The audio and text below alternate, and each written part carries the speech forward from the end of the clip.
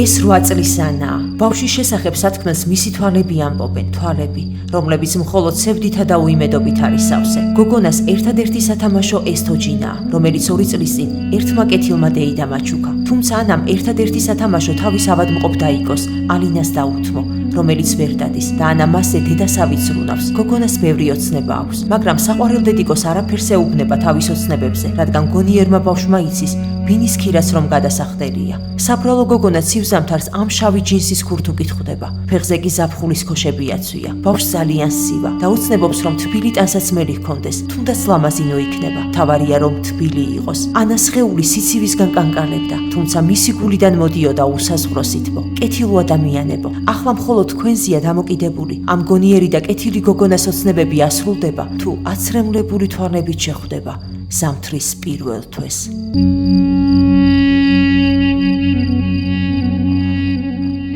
გადარიცხეთ ნებისმიერი თანხა ჩერნოვეცკის ფონდის ოფიციალური საიტის მეშვეობით.